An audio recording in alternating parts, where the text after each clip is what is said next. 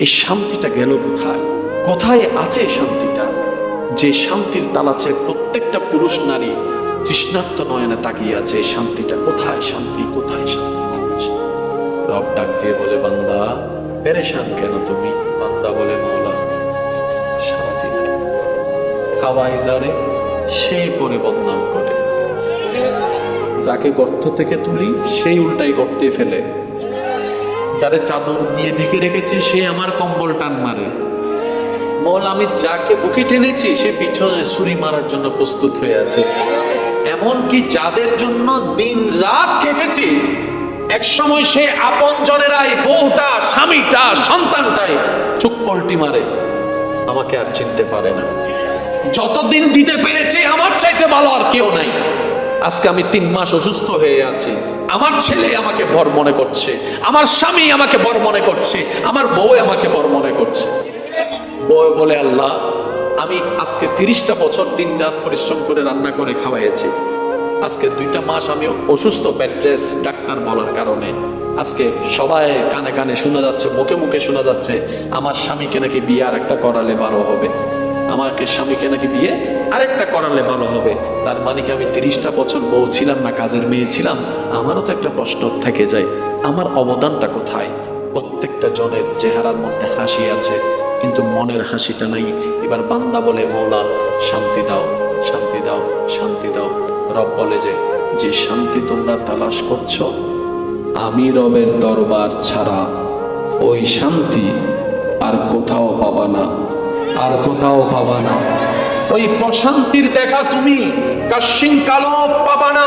তুমি বাংলাদেশ থেকে আমেরিকা চলে যাও, সিনারি দেখে 10টা মিনিট শান্তি পাবা।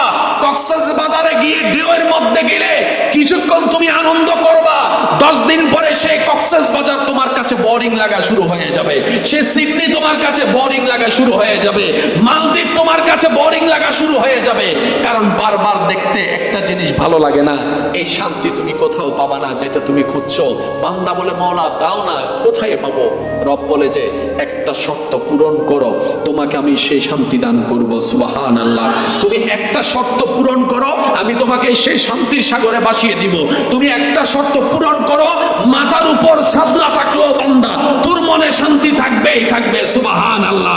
তোর ঘরে খাবার না থাকলেও শান্তি তোর অন্তরে থাকবেই থাকবে। বান্দা বলে, মওলা আমি শান্তি খোঁজার জন্য ঘর বানিয়েছি, শান্তিটা পাই নাই, বিয়ে করেছি, শান্তিটা পাই নাই, সন্তান এনেছি, শান্তিটা পাই নাই, ব্যবসা করেছি, শান্তিটা পাই নাই, আমি রিক্সা ছেড়ে বাজারও গাড়িতে চলেছি, শান্তিটা পাই নাই। তুমি কি বলছো মওলা? এগুলা ছাড়াও শান্তি পাওয়া যায়? রব বলে যে হ্যাঁ পাওয়া যাবে, পাওয়া যাবে। যখন আমি দিব, ঘরের উপর মাথার উপর ছাদ লাগবে না, তোর অন্তরে শান্তি লাগবে। বান্দা বলে, মওলা শর্তটা কি?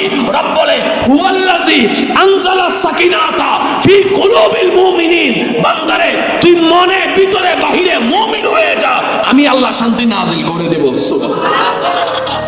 ঘুমানো এক জিনিস, শান্তির ঘুম আরেক জিনিস, হাসা একটা জিনিস, মনের হাসা আরেক জিনিস। লাস্ট কবে কয়জন মন থেকে হাসতে পারছে? কয়জন ভিতর থেকে শান্তিতে আছে? প্রিয় মানুষের সামনে বসে কয়জন একটু শান্তিতে নিঃশ্বাস নিয়েছে? সারা দুনিয়া ঘুরে ঘরে এসে কয়জন শান্তিতে পাইছে? আপনি সারা পৃথিবী শান্তি পেয়ে যদি ঘরে এসে শান্তি না পান। এবার প্রত্যেকটা মানুষের এই একটা আফসোস, আমি সারাদিন বাহিরে দৌড়াই, দিন রাত আমি পরিশ্রম করি, মাথার ঘাম আমি পায়ে ফেলি, 2টা টাকা কিভাবে বেশি ইনকাম করা যায় সেটা চিন্তা করি, শুধু নিজের জন্য নয়, তোমাদের জন্য। অনেক প্রবাসী ভাইয়েরা আছেন দুপুরবেলা ভাত খায় না, ভাতের টাকাটা রেখে দেয় পরিবারকে পাঠানোর জন্য। অনেক ভাইয়েরা আছেন ভাত না খেয়ে কোন রকম একটা বন একটু পানি দিয়ে পেটটাকে লোড করে আবার কাজের মধ্যে লেগে যায়। ওই বাবাকে প্রশ্ন করেন, ওই ভাইকে প্রশ্ন করেন, কেন এত ওভার পরিশ্রম করছেন? প্রত্যেকটা পুরুষ উত্তর দিবে, আমার জন্য নয়, আমার একজনের পরিশ্রমে যে 5 জনের পেট ভরছে তাদের জন্য। আমার একজনের ত্যাগের কারণে 5 জন যে শান্তিতে ঘুমানোর চেষ্টা আমি তাদের জন্য করছি।